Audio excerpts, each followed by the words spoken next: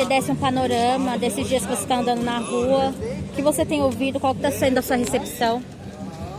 Eu tenho feito muito caminhada sozinha, né, agora que a gente tem material, que o material chegou na semana passada, e percebo também que há uma descrença sobre a política local. As pessoas já não aguentam mais esses grandes candidatos, e quando a gente conversa com as pessoas, porque simplesmente a gente não simplesmente deixa o material no portão da pessoa, a gente conversa com a pessoa.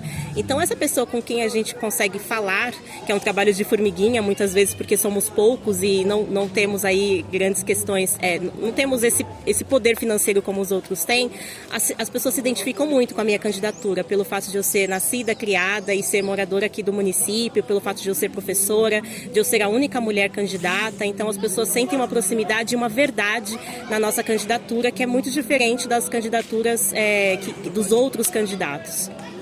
E conforme você vai andando na rua, qual que é a maior reclamação da população? As reclamações são diversas, mas as mulheres reclamam muito da falta de creche, né? A gente tem aqui em Taboão da Serra um IDEB que é o maior da região. Inclusive, a prefeitura usa muito isso, né? Temos o melhor IDEB. Porém, são poucas as vagas em creche, é quase que impossível conseguir vaga em creche. A gente está no São Moritz, aqui é muito mais difícil.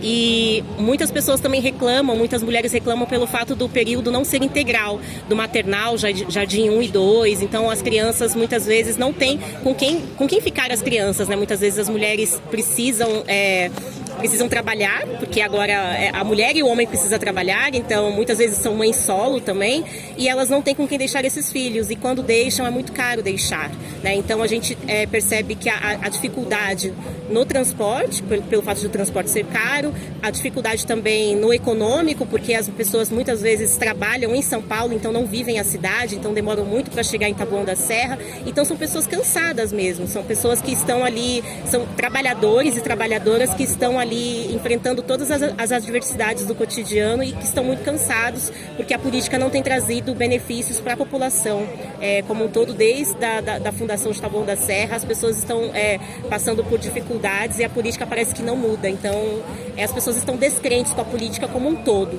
Então, quando a gente se apresenta para essa pessoa, a pessoa vê uma possibilidade de uma mudança da política, mas a dificuldade está aí, porque a gente não consegue chegar em muitas pessoas, porque somos poucos e porque não temos aí esse poder econômico como esses grandes candidatos têm, de carro de som, enfim, de panfletos, de cabos eleitorais, pessoas segurando bandeiras, né? Então tudo isso é muito difícil. Então muitas pessoas, por incrível que pareça, ainda não sabem que existe uma candidata mulher a prefeita em Taboão da Serra. A gente vive numa cidade onde falta democracia, as pessoas não têm acesso à informação. Muitas pessoas, eu digo que pelo nosso olhar, a maioria das pessoas não sabem que existe uma candidata mulher a prefeita de Taboão. Najara, além desses problemas que você vem encontrando ao longo das suas caminhadas, quais são suas propostas para resolver isso? A gente tem no plano de governo várias propostas e o que a gente defende é a democratização e a transparência da gestão, né? Eu acho que num primeiro dia de governo nós observaríamos ali os contratos que são feitos, tanto contratos com a educação, né? Existem contratos muito nebulosos com a educação dessas empresas, né? Que trazem ali formatos de educação e que isso não é revertido, né? O dinheiro muitas vezes não é revertido.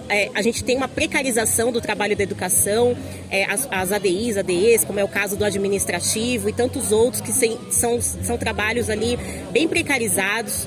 Muitos ainda recebem menos que um salário mínimo, então a dificuldade está nesse sentido. Uma outra questão também são esses contratos na saúde. Nós não temos um atendimento adequado em saúde. Muitas vezes, para você conseguir uma vaga no posto de saúde, você tem que ser amigo de alguém, amigo de algum assessor, de algum político para conseguir vaga no posto de saúde. Isso é um absurdo, né? A vaga no posto de saúde tem que ser uma vaga para todos e a agenda tem que ser transparente.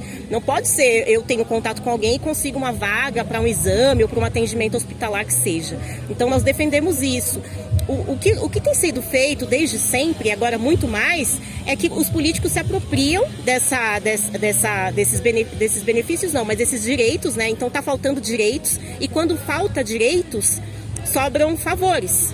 E esses favores é que cria esse clientelismo local, com essas pessoas, e as pessoas muitas vezes pela desinformação ou pelo fato de serem assistidas por determinados políticos, votam nesses políticos, né? Então é isso que a gente tem tentado fazer e desconstruir, dizendo que a política ela deve ser para todos, a cidade deve ser para todos e que a gente não pode mais ter esse tipo de atuação, porque isso fere a nossa democracia. A gente não está tendo democracia no município, não está tendo transparência e está tendo aí um clientelismo funcionando forte. É o que a gente não defende mais. É o que a gente não defende, é o que a gente critica cada vez mais.